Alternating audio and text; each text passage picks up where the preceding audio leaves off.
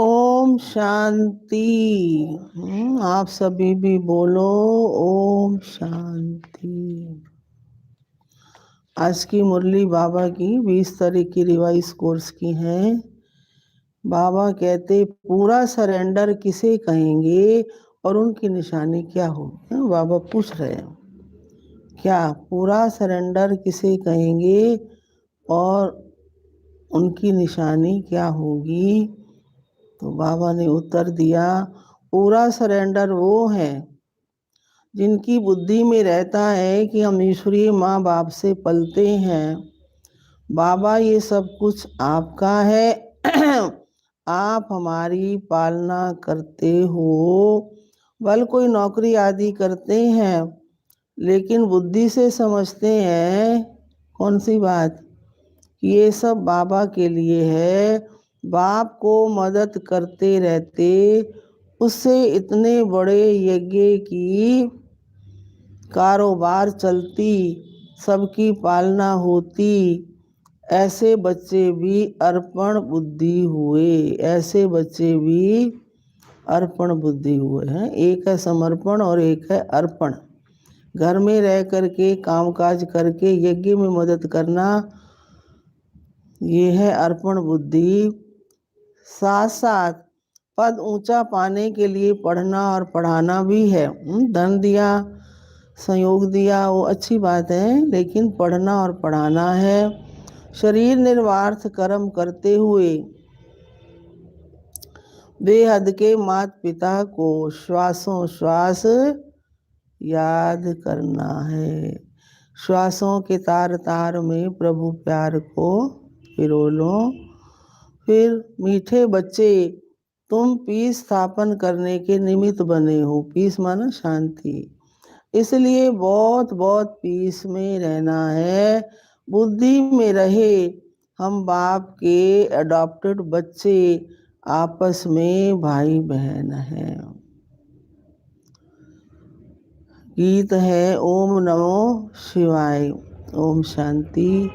ये गीत तो है गायन, वास्तव में महिमा सारी है ऊंचे ते ऊंचे परमात्मा की, जिसको बच्चे जानते हैं और बच्चों द्वारा सारी दुनिया भी जानती है कि माता पिता हमारा वो ही है। सुना, सारी दुनिया भी जानती है और बच्चे भी जानते हैं। अब तुम माता पिता के साथ कुटुंब में बैठे हो। श्री कृष्ण को माता पिता कह नहीं सकते, बल उनके साथ राधे भी हो तो भी उनको माता पिता नहीं कहेंगे, क्योंकि वो तो प्रिंस प्रिंसेस हैं। कौन है वो? राजकुमार और राजकुमारी हैं। शास्त्रों में ये भूल है। अब ये बेहद का बाप तुमको सभी शास्त्रों का बताते, बल इस समय सिर्फ तुम बच्चे सन्मुख बैठे हो। कई बच्चे भल दूर हैं परंतु वो भी सुन रहे हैं। वो जानते हैं कि माता पिता हमको सृष्टि के आदि मध्य अंत का राज समझा रहे हैं और सदा के लिए सुखी बनाने का रास्ता व युक्ति बता रहे हैं। तो ये हूबहू जैसे घर है। थोड़े बच्चे यहाँ हैं, बहुत बच्चे तो बाहर हैं। तो ये है ब्रह्मा मुख वंशावली नई रचना और वो हो गई पुरानी रचना। बच्चे जानते हैं बाबा हमको क्या करने आए हैं, सदा सुखी बनाने आए हैं। लौकिक माँ बाप भी बच्चे को बड़ा कर क्या करते हैं, स्कूल में ले जाते हैं। तो यहाँ बेहद का बाप हमको पढ़ा भी रहे हैं और हमारी पालना भी कर रहे हैं। तुम बच्चों को अब तक एक के बगैर, तुम बच्चों को अब एक के बगैर दूसरा कोई नहीं दूसरा कोई रहा ही नहीं। माँ बाप भी समझते हैं क्या कि ये हमारे बच्चे हैं।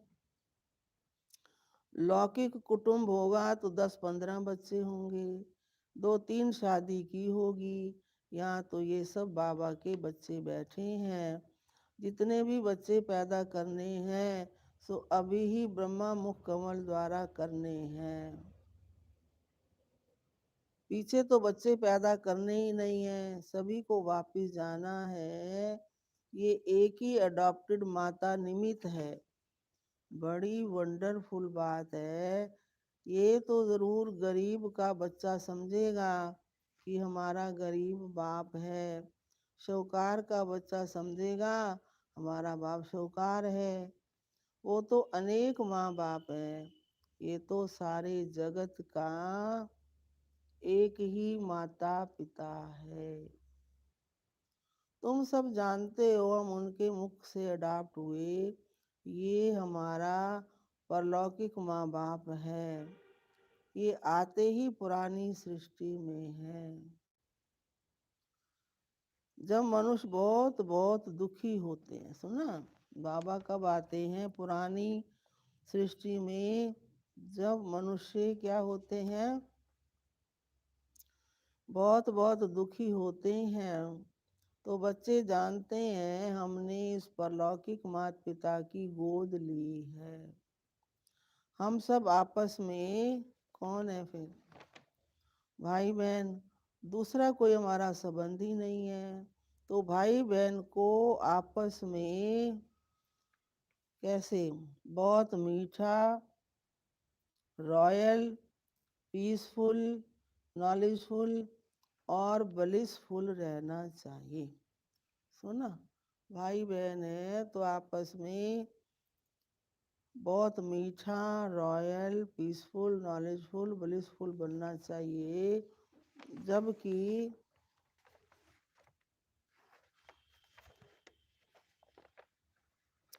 जबकि तुम पीस स्थापन कर रहे हो तो तुमको भी बहुत पीस में रहना चाहिए।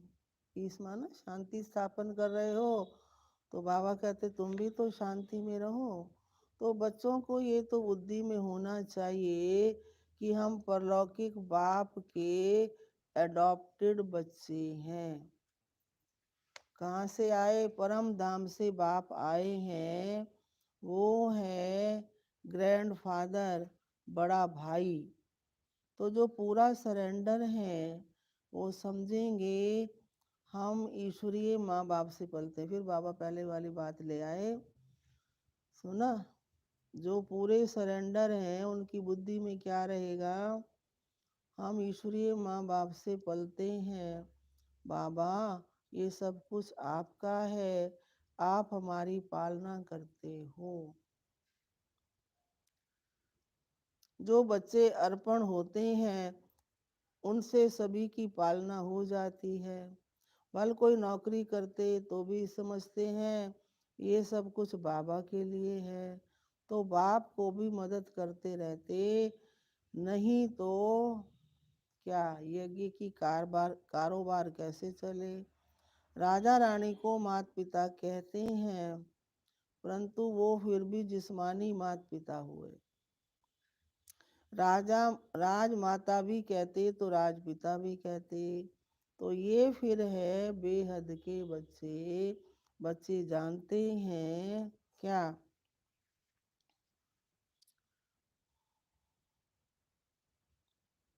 कि हम माता पिता के साथ बैठे हैं। ये भी बच्चे जानते हैं हम जितना पढ़ेंगे और क्या करेंगे, पढ़ाएंगे, उतना ऊंच पद पाएंगे। साथ साथ शरीर निर्वार्थ कर्म भी करना है। ये दादा भी बुजुर्ग है। ब्रह्मा बाबा कौन है? बुजुर्ग हैं। शिव बाबा को कभी बूढ़ा व जवान नहीं कहेंगे क्योंकि वो निराकार है। ये भी तुम जानते हो हम आत्माओं को निराकार बाप ने अडॉप्ट किया और फिर साकार में ये है ब्रह्मा। अहम आत्मा कहती है हमने बाप को अपना बनाया है। सुना?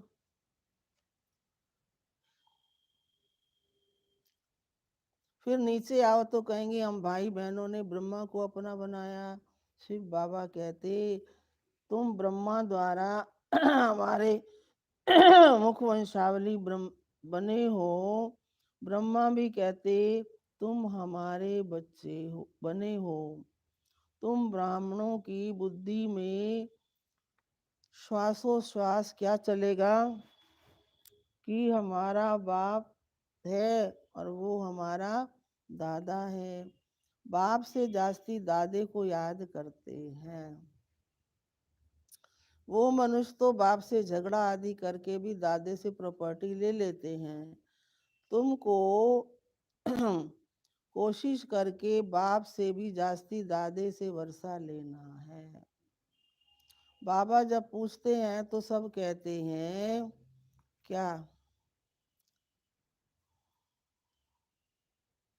हम नारायण को वरेंगे। कोई नए नए आते पवित्र नहीं रह सकते तो वो हाथ नहीं उठा सकते। कह देते माया बड़ी प्रबल है।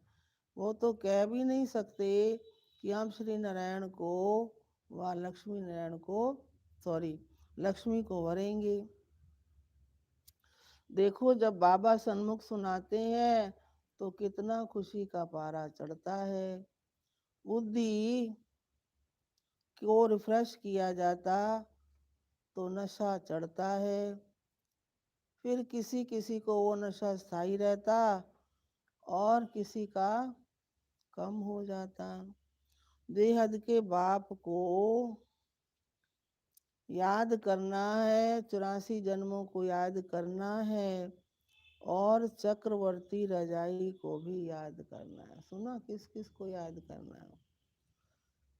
84 जन्मों को, बाप को और चक्रवर्ती रजाई को याद करना है। जो मानने वाले नहीं होंगे उनको याद नहीं रहेगी। बाप दादा समझ जाते हैं। बाबा बाबा कहते तो हैं परंतु सच सच याद करते नहीं हैं। सुना क्या? ना और ना लक्ष्मी नारायण को वरने लायक है। चलन ही ऐसी है। अंतर्यामी बाप हरे की बुद्धि को समझते हैं। यहाँ शास्त्रों की कोई बात नहीं है। तो बाप ने आकर राजयोग सिखाया और जिसका नाम गीता रखा है। बाकी तो छोटे मोटे धर्म वाले सब अपना अपना शास्त्र बना लेते हैं, फिर वो पढ़ते रहते। तो बाबा शास्त्र नहीं पढ़े हैं। कहते हैं बच्चे मैं तुमको स्वर्ग की राह बताने आया हूँ। तुम जैसे अशरीरी आए थे वैसे तुमको जाना है। देह सहित सब इन देह सहित सब इन दुखों के कर्म बंधन को छोड़ देना है क्योंकि देह भी दुख देती है। बीमारी होगी तो क्लास में नहीं आ सकेंगे। सुना? तो ये भी देह का बंधन हो गया ना।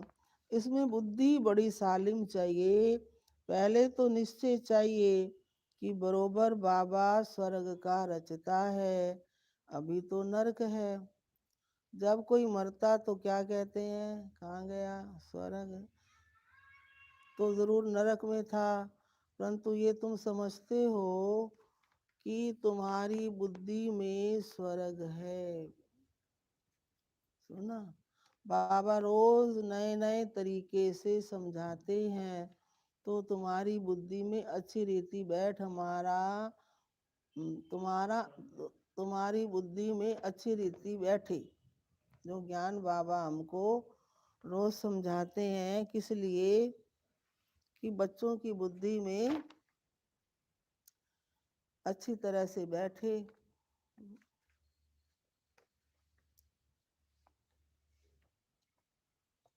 बाबा रोज नए नए तरीके से समझाते तो तुम्हारी बुद्धि में अच्छी रीति बैठे।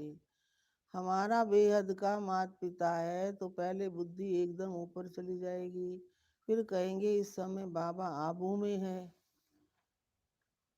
जैसे यात्रा पर जाते हैं तो बद्रीनाथ का मंदिर ऊपर रहता और पंडे ले जाते हैं। बद्रीनाथ खुद तो ले चलने के लिए नहीं आता ना तो मनुष्य पंडा बनते हैं। यहाँ बाबा खुद आते हैं। कहाँ से? ऊपर से बाबा आते, कहते ही आत्माएं तुमको ये शरीर छोड़ शिवपुरी चलना है। शिवपुरी कौन सी है? परम धाम चलना है। कहाँ जाना है वो भी निशाना जरूर याद रहेगा ना। तो वो बद्रीनाथ चेतन में आकर बच्चों को साथ ले जाएं, ऐसा तो नहीं हो सकता। हाँ, वहाँ तो वो तो यहाँ का रहवासी है। ये परम पिता परमात्मा कहते मैं परम धाम का रहवासी हूँ और तुमको ले चलने के लिए आया हूँ। श्री कृष्ण तो ऐसे कह न सके। रुद्र शिव बाबा कहते हैं ये रुद्र यज्ञ रचा है। गीता में भी रुद्र की बात लिखी हुई है। वो रूहानी बाप कहते, क्या कहते हैं? हाँ, मुझे याद करो। बाबा ऐसी युक्ति से यात्रा सिखाते हैं जो जब विनाश हो तो तुम आत्मा शरीर छोड़ सीधा बाप के पास चले जाएंगे। फिर तो अशुद्ध आत्मा को शुद्ध शरीर चाहिए। सो तो तब होगा जब नई सृष्टि हो।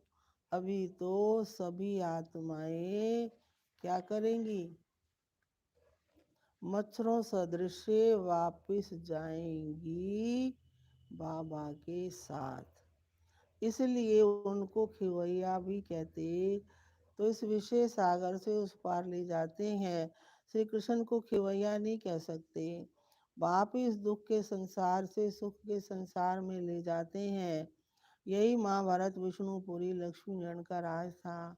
अब रावणपुरी है। रावण का चित्र भी दिखाना चाहिए। किसको? दुनिया वालों को दिखाओ ना। चित्रों से बहुत काम लेना है।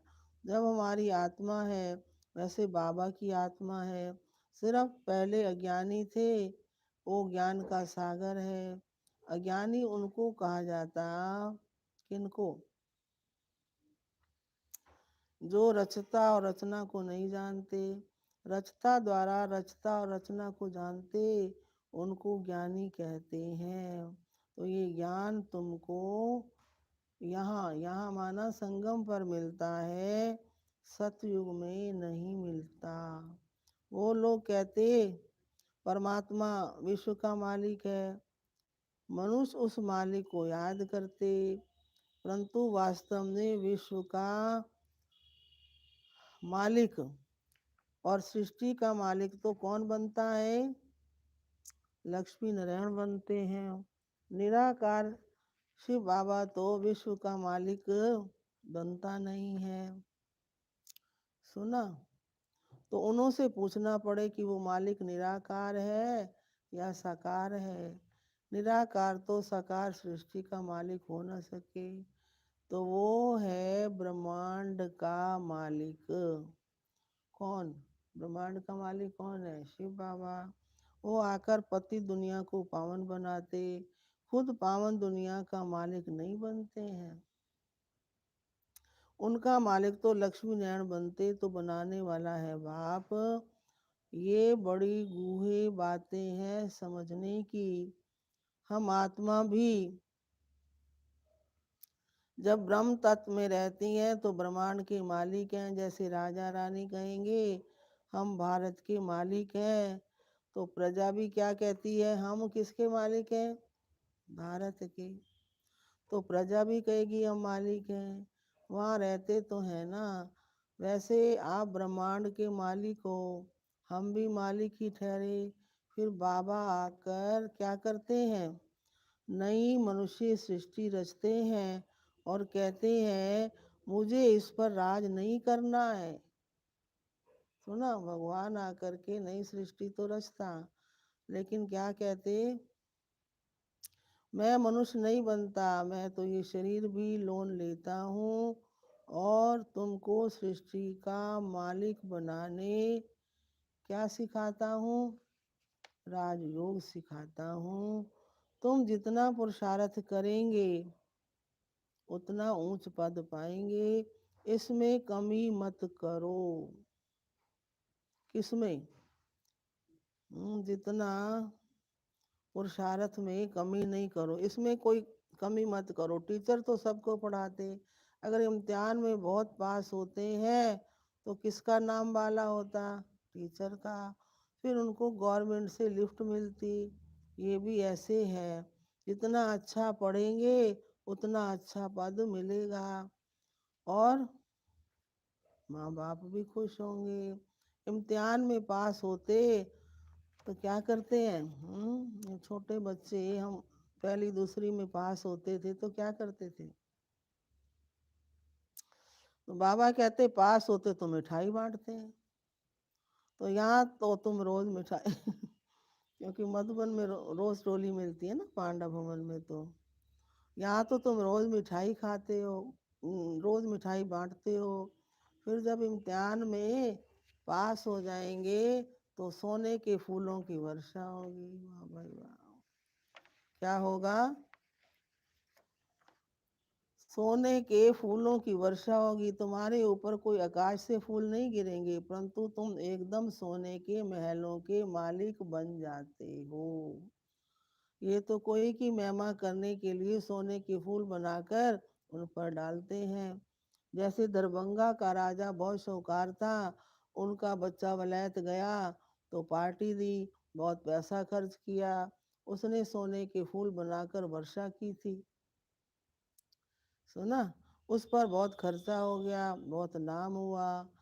कहते थे देखो भारतवासी कैसे पैसे उड़ाते हैं, तुम तो खुद ही सोने के महलों में जाके बैठेंगे, तो तुमको कितना नशा रहना चाहिए। बाबा कहते सिर्फ मेरे को और चक्र को याद करो तो क्या होगा, तुम्हारा बेड़ा पार हो जाएगा। कितना सहज है। तुम बच्चे हो चेतन परवाने। तुम बच्चे कौन हो? बाबा है चेतन क्षमा। तुम कहते हो अभी हमारा राज स्थापन होना है, अब सच्चा बाबा आया हुआ है, किस लिए? भक्ति का फल देने। तो बाबा ने खुद बतलाया, मैं कैसे आकर के ब्राह्मणों की सृष्टि रचता हूँ, मुझे जरूर आना पड़े। तुम बच्चे जानते हो हम कौन है? ब्रह्मा कुमार और कुमारियाँ शिव बाबा के पोतरे हैं। तो ये फैमिली है वंडरफुल। कैसे देवी देवता धर्म का कलम लग रहा है, झाड़ में क्लियर है। नीचे तुम कहाँ बैठे हो? तपस्या में। तुम बच्चे कितने सौभाग्यशाली हो। सुना क्या? मोस्ट बिलव्ड बाप बैठ समझाते कि मैं आया हूँ तुम बच्चों को रावण की जंजीरों से छुड़ाने। रावण ने तुमको रोगी बना दिया, अब बाबा कहते मुझे याद करो, अर्थात शिव बाबा को याद करो, इससे तुम्हारी जोत जगेगी, फिर तुम उड़ने लायक बन जाएंगे। माया ने सबके पंख तोड़ दिए। तो तुम बच्चों को रावण की जंजीरों से छुड़ाने आया हूँ। रावण ने तुमको रोगी बना दिया, बाबा कहते मुझे याद करो, शिव बाबा को याद करो, तो इससे क्या होगा, तुम्हारी ज्योति जगेगी और फिर तुम उड़ने लायक बन जाएंगे। माया ने सबके पंख क्या किए हैं? हाँ, माया ने सबके पंख तोड़ डाले हैं। समझा? अच्छा, अच्छा क्या है? मीठे मीठे सिकी लदे बच्चों प्रति माता पिता बाप दादा का याद प्यार और गुड मॉर्निंग। रूहानी बाप की रूहानी बच्चों को नमस्ते। रूहानी बच्चों की रूहानी बाप दादा को याद प्यार और नमस्ते। सार है बुद्धि को सालिम बनाने के लिए देह में रहते देह के बंधन से न्यारा रहना है। अशरीरी बनने का अभ्यास करना है और बीमारी आदि के समय भी क्या करना है? हाय हाय मरे मरे नहीं करना। बीमारी आदि के समय भी बाप की याद में रहना है। और दूसरा है परलौकिक माता पिता के बच्चे बने हैं। सुनो जरा ध्यान से। परलौकिक माता पिता के बच्चे बने हैं इसलिए बहुत बहुत मीठा रॉयल पीसफुल नॉलेजफुल और ब्लिसफुल रहना है। बहुत बहुत मीठा रॉयल पीसफुल नॉलेजफुल और ब्लिसफुल रहना है। पीस में रह पीस स्थापन करनी है, शांति में रह के शांति स्थापन करनी है। और आज का वरदान है रूहानियत के साथ रमणीकता में आने वाले मर्यादा पुरुषोत्तम भव। कई बच्चे हंसी मजाक बहुत करते हैं और उसे ही रमणीकता समझते हैं, कुछ भी बोल देते हैं, कैसे मैं कहते मैंने तो हंसी में कहा था। वैसे रमणीकता का गुण अच्छा माना जाता, लेकिन व्यक्ति समय संगठन स्थान, देखो कितनी अच्छी बात बता रहे हो। व्यक्ति समय संगठन स्थान वायुमंडल के प्रमाण रमणीकता अच्छी लगती है। आई समझ में? कोई बड़ा व्यक्ति हो उसके सामने हम ही करने लग जाए, अच्छा थोड़ी लगेंगे। तो सर्टिफिकेट मिलेगा। हाँ, एक बात भी, यदि इन सब बातों में से एक बात भी ठीक नहीं तो रमणीकता भी व्यर्थ की लाइन में गिनी जाती है और सर्टिफिकेट मिलेगा। ये हंसाते तो बहुत अच्छा है लेकिन बोलते बहुत है। सुना? इसीलिए हंसी मजाक अच्छा वो है जिसमें रूहानियत हो और उसी आत्मा का फायदा हो और सॉरी उस आत्मा का फायदा हो। सीमा के अंदर बोलो तब क्या कहेंगे? मर्यादा पुरुषोत्तम। और स्लोगन है सदा स्वस्थ रहना है तो क्या करो? बहुत अच्छी शब्द बोले बाबा ने, आत्मिक शक्ति को बढ़ाओ। समझे? स्वस्थ रहना है तो क्या करो? आत्मिक शक्ति को बढ़ाओ।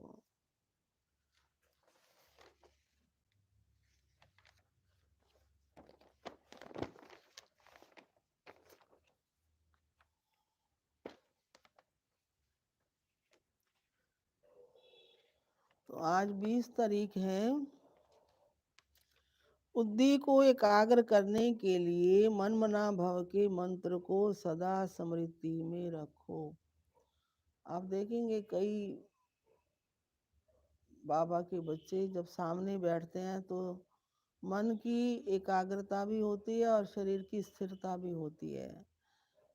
तो बुद्धि को एकाग्र करने के लिए मन मना भव के मंत्र को सदा स्मृति में रखो। मन मना भव के मंत्र की प्रैक्टिकल धारणा से पहला नंबर आ सकते हो। मन की एकाग्रता अर्थात एक की याद में रहना, एकाग्र होना, यही एकांत है। मनसा सेवा करने के लिए एकाग्रता का अभ्यास चाहिए। इसके लिए व्यर्थ समाप्त हो, सर्व शक्तियों का अनुभव जीवन का अंग बन जाए। जैसे बाप परफेक्ट है ऐसे बच्चे भी बाप समान हो, कोई डिफेक्ट ना हो। अच्छा, ओम शांति। समझे?